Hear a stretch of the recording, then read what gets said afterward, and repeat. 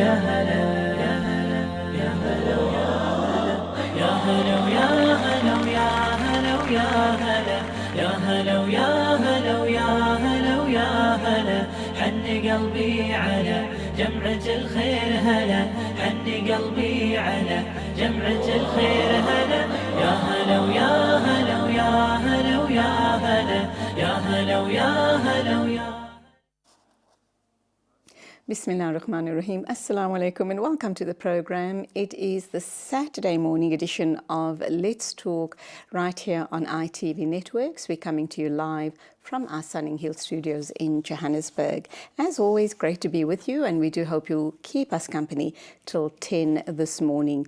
We only have 2 interviews scheduled for this morning, but they're both with amazing women. The one is only 10 years old, and our first person on the show is Helen Hansen.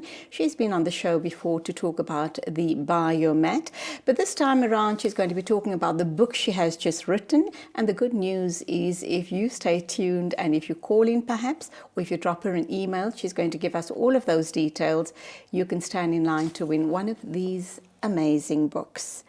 And it's all about the developmental activities to engage 2-year-olds up to 7-year-olds. But let's leave Helen to unpack all of that with us. So let me introduce the lovely Helen Hansen to you. Morning, welcome to the program once again. Good morning, thank you for having me again. Good to be here. Lovely to have you here. And I know the last time when we spoke off air, you did tell me you're in the process of writing a book. But before we get to the book, let's find out who is Helen Hansen.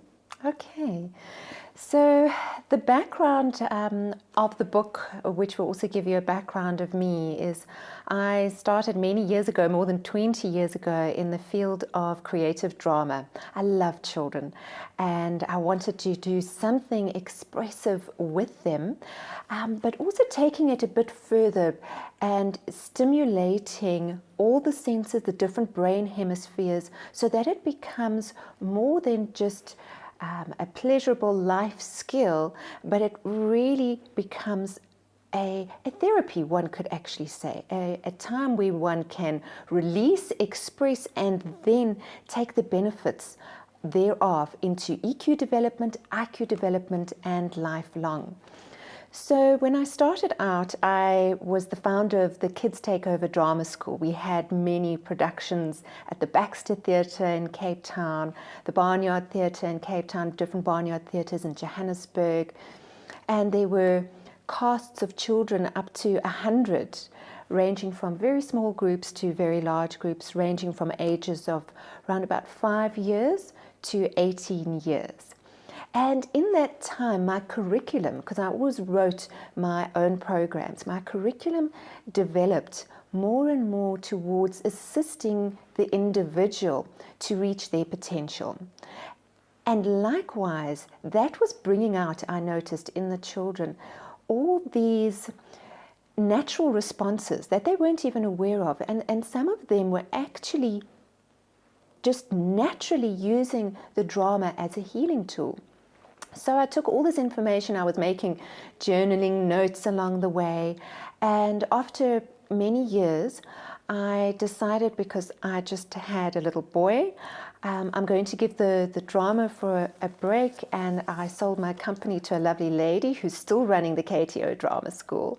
And I was now studying further developmental psychology, early childhood development, and when my boy was young, I ran a kindergarten, a little nursery school in the garden route. And once again, writing my own exercises, programs, activities for the children, noting what they were responding to, and for each individual, this one needed a little bit more assistance with reading, that one needed more assistance with communication, with social adaptation, another one would need assistance with gross motor skills. And so bringing in my background and my new knowledge and consolidating all of that. And then it got to the point where we actually moved, and I was not able to continue with the kindergarten because we moved into quite a remote place. and I was doing homeschooling for 2 years with my son. And during that time, I had this need, though, to continue sharing what I had learned over all those years. And one evening, I just got this vision before me of this book and what needed to happen. And so the next morning, I got up and started writing. And from there on, the book just grew and grew and grew. So you just recently published, am I right? Yes, very recently. And how have the sales been going? Well, it's still very fresh and new. It's still getting into the bookstores. So the distribution into the bookstores is going to be happening still in a month or two. The individual sales have been going really well. As soon as people hear about it, if they've got children in this age group, and they have a look through what the book has to offer, they resonate with that. So for me, it's been a great confirmation that it's on the right track and it's meeting the needs of parents. So if I can also just tell you that this started 3 years ago. In terms of, I finished the first draft 3 years ago and I put it out to my readers on my email list and also on my Facebook page. And I said to them, I've got this ebook. Would you like a copy? But what I'd like in return is some feedback.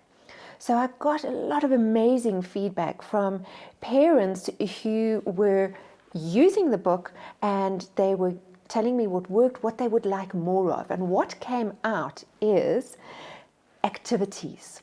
So my original book was 100, it was not 150, it was inspiring educational information, that was it. And then from there I added into each chapter 9 activities, which in actual fact it's more than 150 now in each of those chapters if you add it up. Activities to consolidate the information presented at the beginning of each chapter. Now, Helen, we often are told that parents, when they have children, the children don't come with a how-to manual on how to raise your kids. If only. And when I cast my mind back, I actually cringe when I think about the mistakes and oversights. I kind of did with my children, things that I should have done, which I didn't do. And,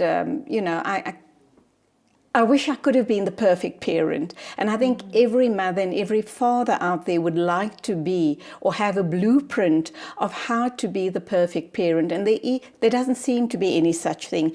And I think the other thing too is that we learn through our mistakes. Some of them are really big and bad mistakes, but be that as it may, hey, we are human. But how would you say, how close does this book come to assisting parents in making the right choices as far as perhaps leading their kids in the right direction? Well, I'm so glad that you asked that, because when I had finished my first draft of the book, which was aimed all at children, what the parents could do with the children. So it was all about supporting the children. And after writing that, I realized, as you said, the parents actually need so much support so that they can support the children as best as they can, coming from our own experience and just interacting with other parents that I was now seeing and consulting with.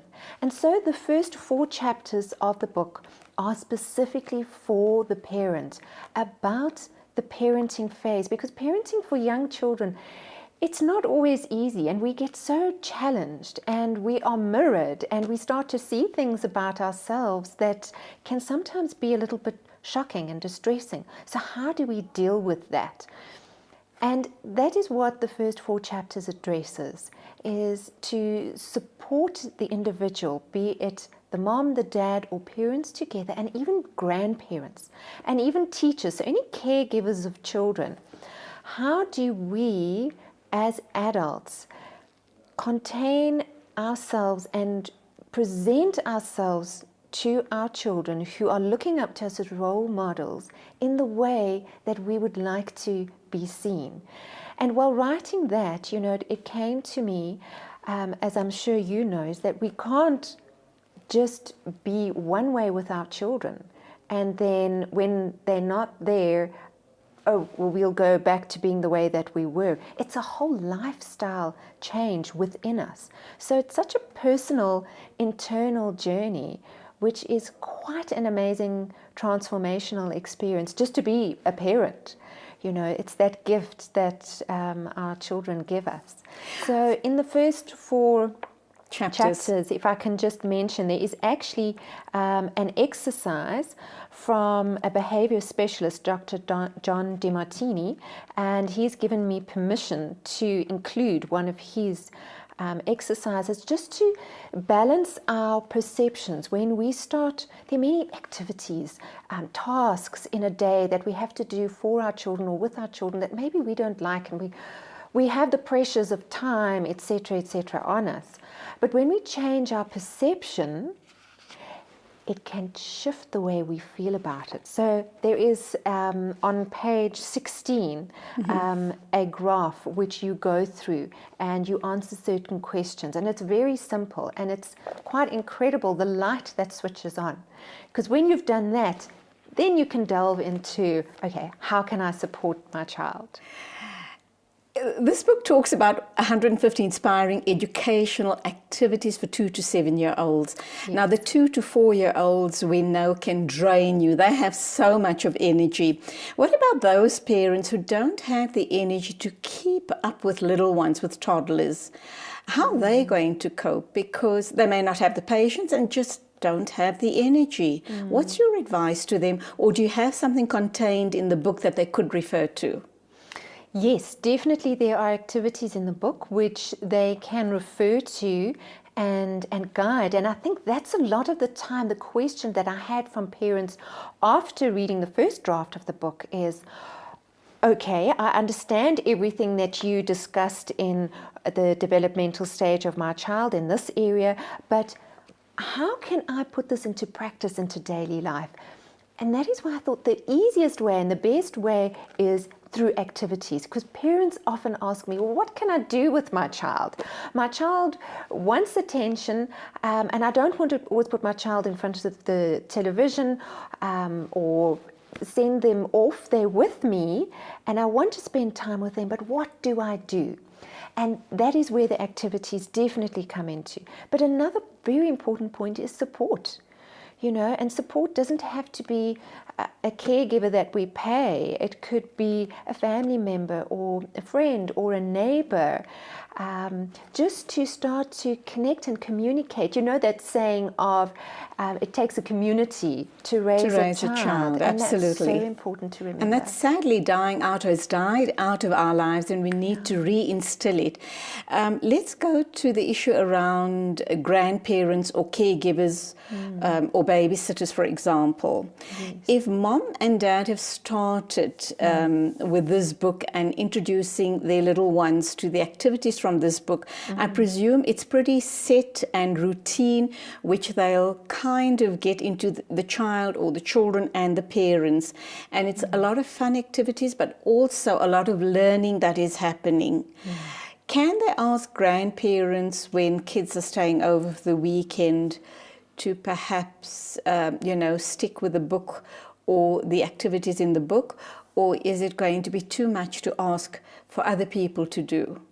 I think that's a wonderful idea, to incorporate everybody who's involved in raising the child to be on the same page, so to speak. And sometimes it's difficult as parents to tell the grandparents. We don't want to tell our parents what to do because they're our parents, but it's so much easier to say, you know what, we've been following the ideas from the chapter on page 40, for example. Won't you read it and just give me your feedback? Then it's coming from another point of view. It's a much easier way to enter the dialogue of raising children together. And one can also make it a communal discussion. Okay, which activities should we focus on this week? Or you could tell your mom when she's coming over to babysit for the morning, I've already done the first 4, but there's still another 5. Why don't you see which one of the next 5 you would like to do? It just actually makes it pretty easier for the babysitter or for grandparents to pick up and keep the kids occupied, because you often wonder, I know when I babysit, I'm not quite sure what to do with the little one. I either end up reading or doing a baking activity, but if we stick with something like this, there'll be, I should imagine, continuity. Yes, there is continuity. And when you've done it with your 2, 3, 4-year-old, you start it again, because by the time you finished it, your child is now in a different phase of development. And so you do it again, and they receive it with fresh eyes and a fresh mind, so to speak, because different parts of their brain have started to awaken and develop. And they're not going to remember it in the same way that they did a year ago, say, for example. And that's really how long these activities can last if you are doing them conscientiously and in a full spectrum. Okay, let's go for our first break. Helen Hansen is our guest on the first part of the show, and this is the book she is promoting. All you need to do to qualify for the book is to drop her an email with 2 words. That is ITV, and what's the other word, Helen? Book. Book. Okay, there you go. As simple as that. ITV and book, and you stand in line to win one of these books. We're going for a short break. When we do get back, we'll continue this discussion, and Helen has very kindly offered to give us an extra 5 minutes on the interview this morning. So we'll be closing off with her at about 5 minutes after 9 o'clock. We do hope you're enjoying the interview.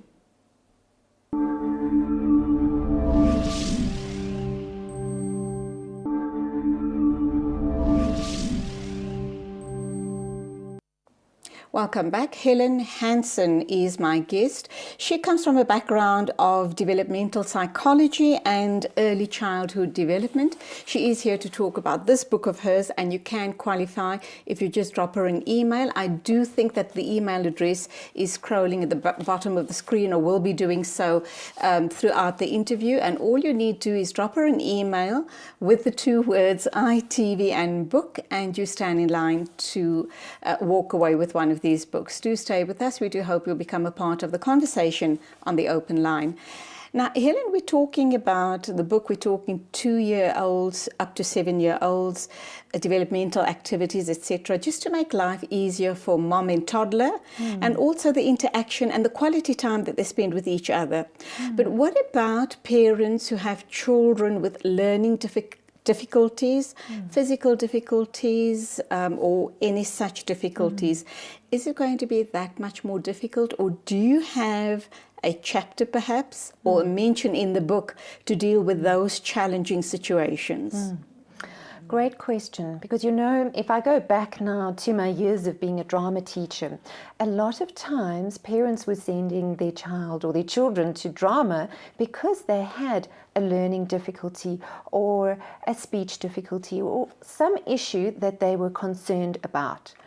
And drama has got quite a reputation for being able to cover, especially with the younger areas of development. And what I noticed is, growing with the curriculum as I developed it, there were certain activities that were standing out that just naturally brought about this balancing between the hemispheres in the brain, balancing between different hemispheres of the brain and the body. And this is often where the connection gets severed, and we see it in a child as a learning disability or struggling with gross motor activities or fine motor activities.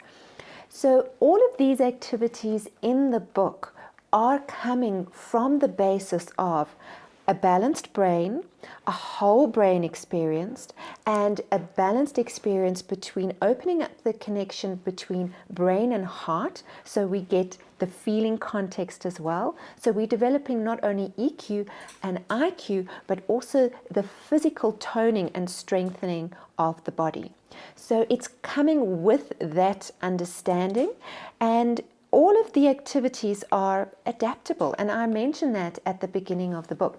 It's not that it has to be done exactly so, and I really do invite parents, grandparents, caregivers, whoever's going to be using the book, the activities, to explore and be flexible and see what is working for the child. And you use your own intuition, your own creativity to respond to the child's need, because every child is different, whether they've got a disability or not. So what you're going to do with your 2-year-old and with your 5-year-old using the same activity will be a slight adaptation, but the end result is still coming from the EQ, IQ development. I want to ask you about 2 more things in this book, but before I get there, the chapter on the dolphins, I think that sounds absolutely fascinating, and what the other chapters contain as well. But let me ask you, as someone who's worked for many years with children and trying to enhance their learning and development, is there such a thing as a naughty child or a disruptive child? And if there is, what is the makeup of this child, and why are they being naughty or disruptive? Yes, love it. Thank you. So naughty is a perception, you know. We could have a child that is very loud here with us now, and one person could say, oh, what a naughty child, what a loud child, what a disruptive child. And another person could say, oh, I love that this child is so expressive. Look how assertive he or she is. So it really is the way that we as parents see our children. And often the way that we see and label our children is coming from society, the pressures that we have or we think we have to live up to our family or the neighborhood, the community, etc., etc. But if we just change the glasses that we're wearing to see our children through and just look at them through a different lens for a moment. And I encourage parents to actually write it down, because when you write something down, it penetrates deeper and it has the ability to actualize itself much quicker. If we're going to keep on saying our child is naughty, well, guess what? Your child is going to continue to be in that way. And he's going to obviously believe that of himself. Absolutely. If you keep telling the child you're naughty, he's going to think, yes, there is something wrong with me, so it's expected. I'll just carry on regardless. Yes, you're manifesting that. But also to know that if we've been in a situation now for many years where we've been seeing our child as disruptive, or we've been seeing our child as, oh, you know, she's just never going to be a great learner. Even if we don't say it, even if we just think it, that frequency is still there, and the child is picking it up, and everybody around us is picking it up. So if we want something more for our children, we need to first change our mindset, visualize them in the way that we would like them to thrive in life, and then start forming the words in our mind silently, and then start saying it aloud. And it's a slow process. You know, it's not going to change overnight, because it's been so many years that we've been seeing or thinking or speaking in a certain way. So we need to be patient as the change takes place, but it does. And when it's a slow change, it's actually a more lasting change. Does this work for grown-ups as well? I'm thinking of silent affirmations for myself and my loved ones. So if I keep every morning saying some sort of a positive mantra for my husband or one of my children or one of my friends, will that frequency then kind of connect with them eventually? Absolutely, it does. And what's a very important point there to remember is that when we are saying these affirmations, that we have a peaceful, positive feeling in our body. If we are tense and uptight and we're saying it, it's the feeling that's actually carrying that frequency more than anything else. So we've really got to embody and feel that emotion that is relevant to the particular affirmation. So it's really about the power of positive thinking for yourself and those around you. You have a chapter in the book about dolphins. I'm fascinated. Why have you included it in the book, and what benefit is it going to be to the children? Well, it's actually a story I wrote about a dolphin, and one of my passions is storytelling. So I would have storytelling mornings where I would do it for the community or at the theatre, and of course I incorporated that in my classes then with children, and even in my consultations today I bring in a little bit of stories along the way, because stories have the ability to heal. And of course, animals, and particularly the dolphin, has a very deep subconscious connection with children in the way that they can relate to them. And it is the one animal that I have found that every child has had some connection, no matter There's how something great or so small. beautiful Yes. and perfect and docile about a dolphin. And the water element as well. You know, that water is transformational, and it has so many different qualities to it, and it's healing too. So this story is about Itumeleng, and Itumeleng goes through the ocean very carefree, but has certain rules from her mom, and one day breaks one of the rules. I'm not going to tell you what happens. Read it in the book. Yes, but Okay. it's an exciting story. All right, take us through the other chapters. I see you've got stuff on breathing, listening, imagination, and it sounds fascinating. What sort of learning are the kids going to derive from some of the chapters? Well, if we look at, I start the book with healthy bodies and healthy minds. So we're coming from the body perspective, purely because the young child is very much in the body. We learn through the body. So what we do with the body is how we take in the world, what we touch, what we eat, all of those type of things. And from there going into nature. So nature and also our environment. How do we experience the world around us as a young child? And it's so important for caregivers to remember this, and if we don't remember this, to get to know it again, because one does forget that the experience is very different for a young child as an adult.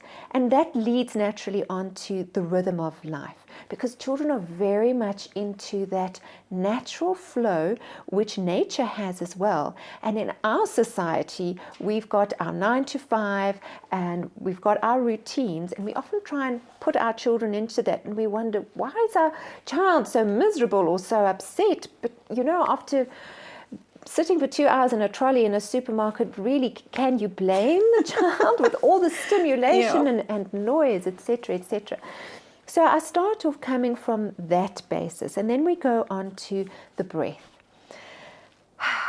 The wonderful breath. So the breath has the ability to release 70% of our toxins, be it physical, be it mental, be it emotional. So how do you make this into a game with the little one to get them to start breathing properly? Well, you know, children naturally have the correct way of breathing. So in other words, the expanding of the belly as you breathe in. A lot of adults actually do the reverse. And we need to then consciously train ourselves to use our muscles in the correct way, and not to be so uptight when we breathe in, to be able to take in that nourishing air. But there are exercises in here which allows the child to energize themselves, but there's actually more on the calming, because it's very easy for the young child to energize themselves naturally. So now we teach them through the breath how to calm oneself. So we lie on the floor, and it's really useful if the caregiver can, for example, put the hand on the belly, and the child can just feel that rise and fall. And there's a beautiful story that you tell along with that, that the child can then close their eyes and imagine or not. And it's very much a I'm feeling quite sensory. calm now as you talk me through this. But let me ask you about a child having a crying fit or a tantrum. Do you have anything in the book that's going to help mom or the caregiver to calm this child down? Yes, so page 110, we've got conscious discipline, where we discuss punishment, praise, and tantrums in specifically. Now, this was another chapter which was added on afterwards because it was a question that was coming up a lot from parents. How do we deal with tantrums? So if I can just read a short phrase from there. Temper tantrums occur most frequently during the time of 15 months and 3 years of age, due to the fact that the child is feeling frustrated at not having the ability to communicate effectively. Tantrums after this age may be due to insufficient ground rules for the individual. And I think that's something that every parent can relate to at some point, where we say, don't do this, or this is going to happen. The child does it, and then we realize, oh, I really don't have time to enforce the consequence.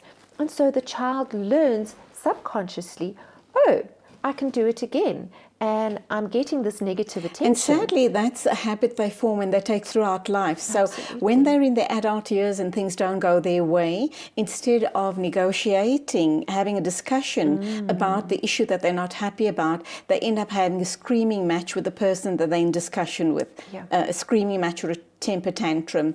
That being said, how do we deal with children suffering from ADD and ADHD? Do you talk about that at all? Do you touch on it in the book? I touch on it. I do feel, and this is just a personal opinion, that there is such a quickness to go and label ADD and go and give a certain assistance with that in terms of medication, etc. Whereas if we think years ago, what was different about childhood and about growing up?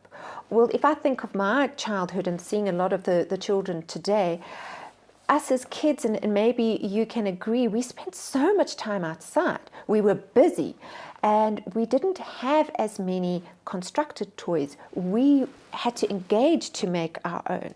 And there was not TV as much as there is today. You were outside, you were bare feet, and it was for a few hours, and that's what you did. And you were creative. You're creative in keeping yourself busy and enjoying yourself with your friends. You didn't have expensive designer toys to keep you happy, to keep you content. It was the garden, sticks and stones and sand, and your animals, skip rope and stuff like that. Exactly, and that's what you made use of. But if we see the change of society, and then we see the change in the brain formations and the learning disabilities that are coming with that, I feel that there is a great link.